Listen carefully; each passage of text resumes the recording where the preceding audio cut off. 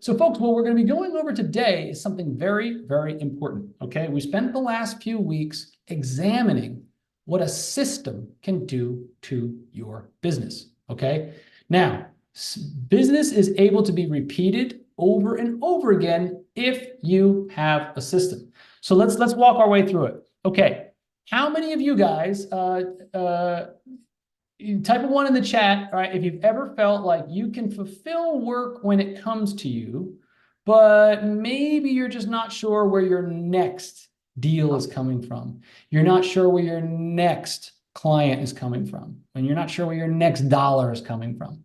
Okay, Kathy's with me, Amber's with me, Kevin. Yep. You're not alone. All right. And the best part is it's not your fault. Okay.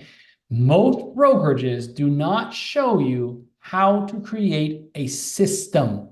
Okay. Now I'm going to drop some knowledge on you guys. Okay. Does anybody remember I told you last week what the word system stands for? Write this down. SYSTEM. Okay. You know what that is? Save yourself time, energy, and money. Save yourself time, energy, and money. Because here's the reality of it, folks. If you don't have a system, you know what you're doing? You're working harder than you need to. You're expending energy that you don't have to. So you're losing energy.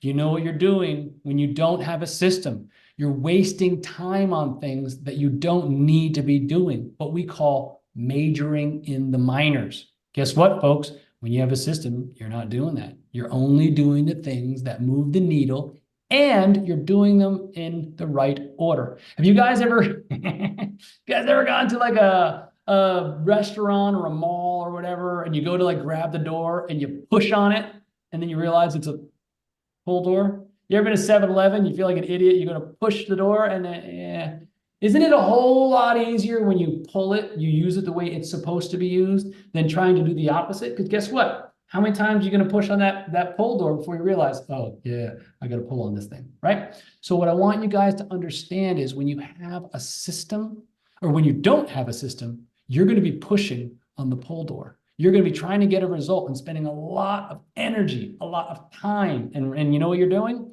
You're forsaking money that you could be earning because you're wasting time and you're wasting energy. Because what are the two things, guys? We talk about this all the time. What are the two things that we sell? Type it in the chat for me, folks. What are the two things that we sell? Yeah, booyah, way to go. Time and knowledge. Folks, time and knowledge are what we sell. Why? Because we don't have any skin in the game. We're not investors. We don't have hundreds of thousands, if not millions of dollars in the game. You know what we do have? All we know, the information that we give, and the time we spend. Okay, but here's the important part. A lot of people don't value their time. And you know what happens when you don't value your time? You get it stolen from you. Think about that, guys. You get your time stolen from you every single day when you deal with a buyer that doesn't call you back. When you deal with somebody, when you give your time away, when your coworker wants to say, hey man, check out this thing I just saw on Instagram, blah, blah, blah, blah, blah, blah, blah. Guess what, guys? You're giving your time away. All right. So let's do a fun little activity before we get into the main content. All right. How many of you guys know what their time is worth?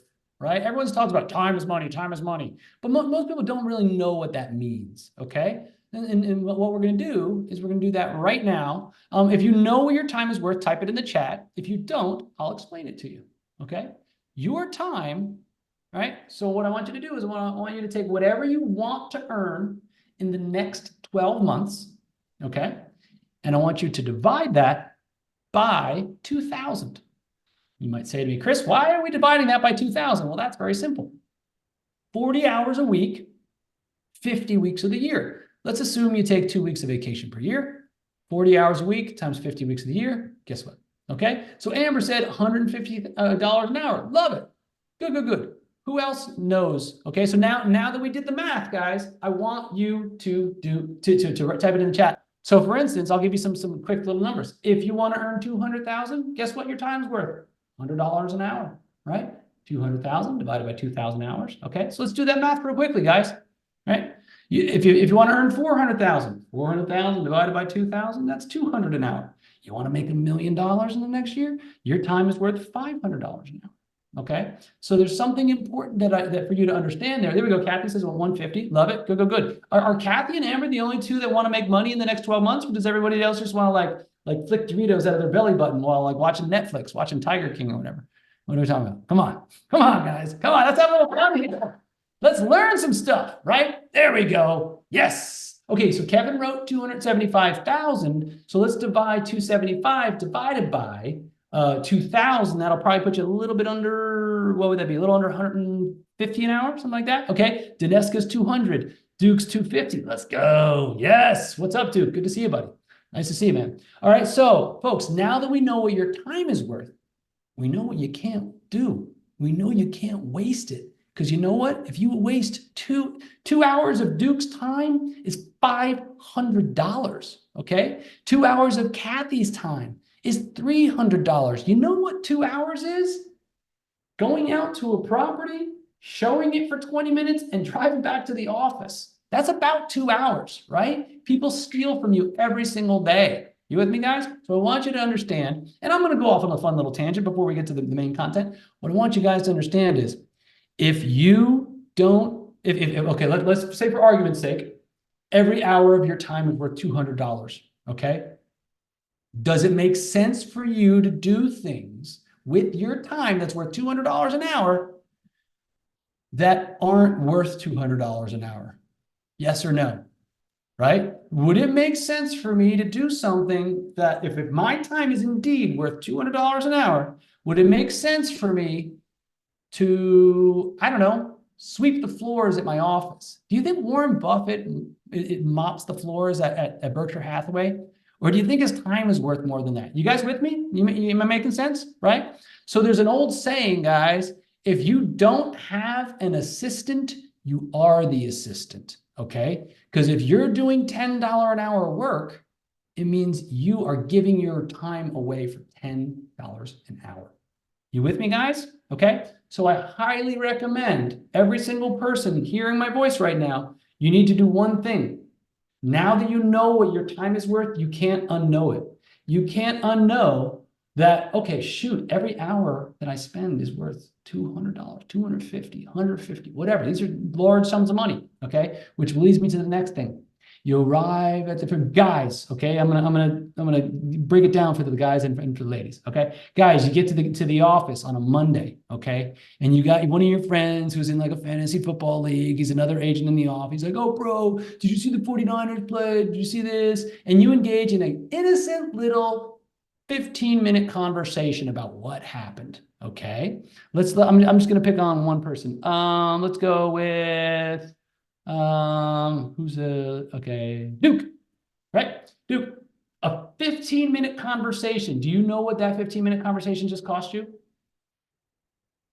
$67.50 at $250 an hour, because you're the only man's name that I see with an hourly rate, okay? 1/4 of $250 is $67.50, which means, guys, okay, I don't think any one of you would ever, Dude, would you ever rip up a $50 bill, flush it down the toilet? No, right? Not in a million years, right? So what I want you guys to understand is when you fully start realizing what your time is worth, you'll never have that like offhanded little 15-minute conversation, seemingly innocent, but guess what?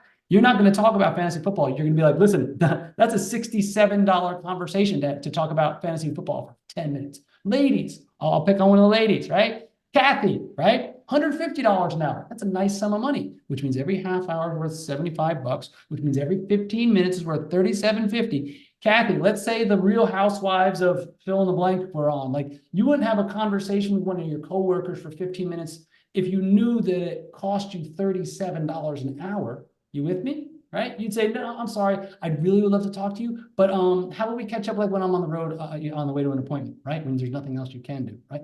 But when you are in prime time, folks, something as little as a 15-minute conversation can cost you $30, $40, $50, $60 for a simple little conversation. You guys with me? Okay? So your homework is this. I want you to write out every step of your business and figure out every step which doesn't need to be done by you and isn't worth your hourly rate. Okay, so in this case, let's say Daneska is going to look at everything that's not worth $200 an hour. You know what's not worth $200 an hour? Putting together flyers, putting together OMs, putting together email blasts, all these things, guys, that's not worth your time. You know what it is? Prospecting, presenting, and following up. Write this down, guys, PPF. Okay, those are the three things that are going to put the more money in your pocket than any activity ever. And you know what? For the most part, you're basically the only person that can do that. Okay, so prospecting, presenting, and following up. Now, does that make sense, guys? You with me? Is that a little bit of light bulb for any of you guys?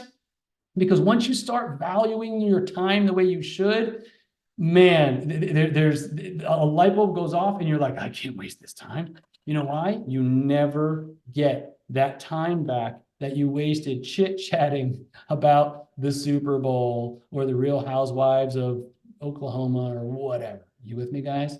So, but that's not why we came here today, guys. We came here to talk about the process that will allow you to take more listings. Awesome. Folks, if you remember, okay, if we want to save ourselves time, energy, and money, we need a system.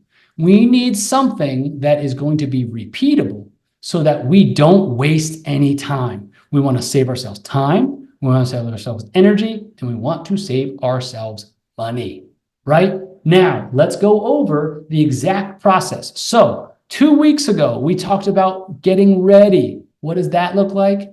The ready step is reaching out to the right person with the right message and at the right time. When you reach out to the right person with the right message and at the right time, you're going to be helping the people that we have reason to believe need our help. Okay. The next step, folks, is the aim. So in this part here, guys, we determine who we're going to go after. We research them and we turn them from a name on a spreadsheet into a phone number. And you know what the magic of step number 3 is, guys? We turn a stranger into an appointment. We turn a phone number into an appointment. Now, guys, just so you all are aware, this is my definition of a listing appointment, okay? Someone agrees to meet you at a specific time, at a specific place to talk about the sale of their property, okay? Let me tell you what it isn't.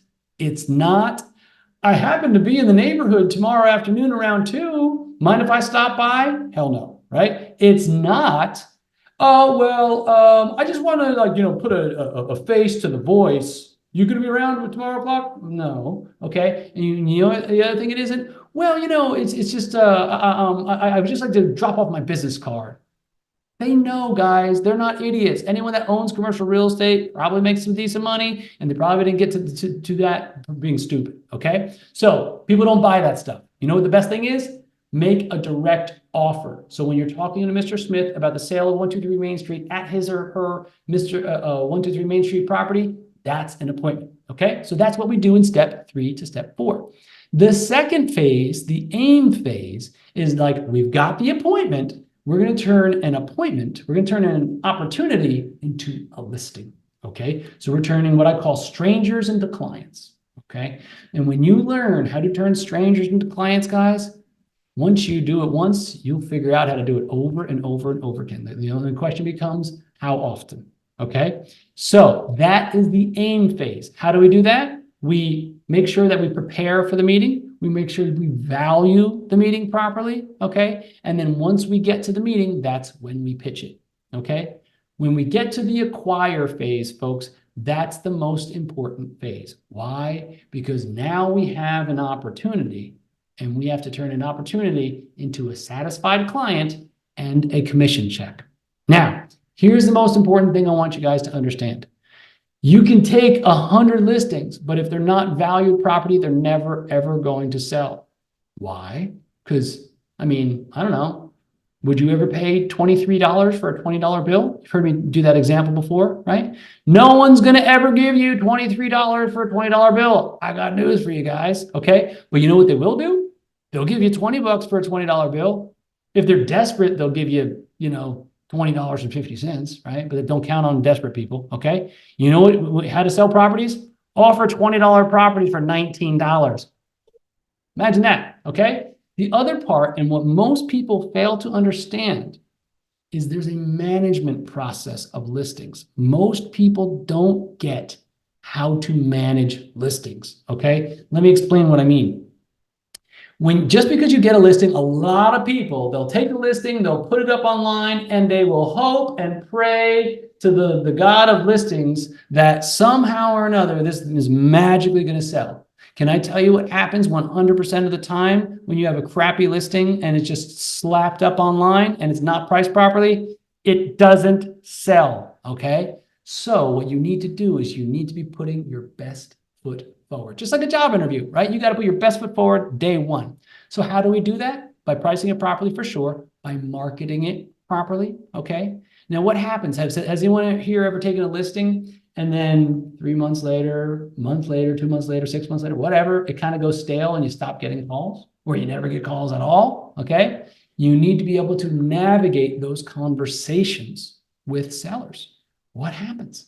What do? The first thing you do, you be honest. You say, hey, listen, Mr. Seller, we're just not quite getting the kind of offer activity that we were hoping for, right? We need to have a conversation about what it's going to take to get this thing sold, right? So let's think about this, folks. Okay, you're having that conversation a month in. What's the first thing that he or she is probably going to say? This real estate agent, they didn't do their job. All they want to do, they're just greedy for commissions. All they want to do is just lower the price, lower the price, lower the price. Raise your hand, guys, if that's probably the conversation going on in their head, right? Anybody ever complain to you? All you real estate agents, all you ever want to do is drop the price, drop the price. Raise your hands. Come on, let's see it. Come on, how many of you have hands? There we go. Okay. So, but what if you had that exact same conversation, but instead of having it 30 days after you list the property or 60 days after you list the property, what if you had it at the listing presentation? Think about this, okay? Any of you old enough to remember Columbo, right? Okay, for you youngins, okay, he was like a detective, and he was like a bumbling old man. Kathy's like, I love it, love it. So he was this bumbling old detective, and he came in under the radar because everyone thought he was a dum-dum. But really, he was sly like a fox, right? Now, here's the interesting thing, guys. What you don't want to do is wait 30 days, the property isn't getting the love it's expected, and you say, Mr. Seller, let's drop the price, okay? He's going to tell you, you're a lazy agent, you're just like the rest of them, and the next agent that takes the listing after he doesn't drop the price, he's going to say, you know what, that last agent, that SLB, what they did, all they wanted to do was drop the price, okay? How many of you have ever heard that story? When you go to try to list a property, they're like, the last agent didn't do it. All they wanted to do was blah, blah, blah. You with me, guys? Okay. So let's rewind the tape a little bit. What if at the listing presentation, guys, and I'm about to drop some gold on you.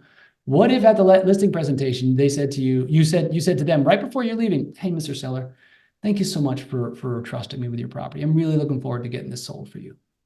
And as you're walking out the door, Columbo style, you go, but if by some chance we're not getting the kind of offer activity that we're expecting, like 30, maybe 45 days from now, we can have another conversation about what it'll take to get property sold. Sound fair enough? What did you just do, guys? You just dropped a little seed. You just dropped a little seed for if things aren't going the way that we want, we can have a conversation around what it will take to get your property sold. What do you think is the subtext there, guys? Okay, because remember, a seller is the most confident in you 3 times. Can anybody guess? Type it in the chat. What are the 3 times a seller is most confident in you? Think about it. The day they give you the listing, obviously, right? Or else they wouldn't be giving you the listing. The day you put it under contract, okay? You might do that a few times. And the day you sell it. Those are the 3 high emotional points in your journey with a seller. So what I want you guys to understand is something very, very simple, okay? The best time to have a negative conversation is when someone is at an emotional high. Why? Because they're like, okay, yeah, no worries. Yeah, you're good. Oh, you're the best. Okay, sounds good. Whatever you say, 10-4, right? So when right after they've signed the paperwork, as you're walking out, just casually, just put it out there. Hey, Mr. Seller, I really appreciate, you give me the opportunity. But if in case we're not getting the type of offer activity that we would expecting, like the 30, maybe 45-day mark, we can have another conversation around what that'll take to get it sold. Does that sound fair enough? Yeah, sure. Out the door you go. But guess what, guys? Guess what you just sprinkled in there? Did you not imply that around 30 to 45 days, you're going to be getting offers? Okay. Anybody with me? Does anybody know in commercial how often you get offers at the 30 to 45 day period? Not as often as you'd like. So you know what that allows you to do, guys? Unless this thing is like red hot potato, okay? You're speeding up the process of getting this thing sold. You're speeding up the process of what it will take to get it sold. You know why? Because if you bring up that conversation at 30 days, you're a slimy agent. If you bring it up day 1 and 30 days later, it comes true, you're a freaking genius. Does that make sense, everybody, guys? Type a 1 in the chat if you're with me, right? Does that make sense to you guys? Okay. Because what you're trying to do is like, how this process goes. Sometimes it takes price adjustments. It takes time. But what if you're like, you got a crystal ball and you're like, you know what? Just in case this doesn't work, we can have another conversation. They're like, you know what? You must really know your business. You called it. Now, isn't that a lot different than you're a slimy agent to, wow, you're so smart. You called it. You've done this before. You have experience. You with me, guys? Okay. These are the subtleties. And one thing, I should say, like one trick isn't going to get it sold every single time. But when you have a bag of tricks, folks, that's what helps you get these things sold. If you come to a situation, you're like, ooh, I know what to do here. Bing. Ooh, I know what to do there, right? You with me, guys? And when you have a system, you're able to follow this process over and over and over again, over and over and over again. You know what happens? The process remains the same, but you get better. You with me, guys?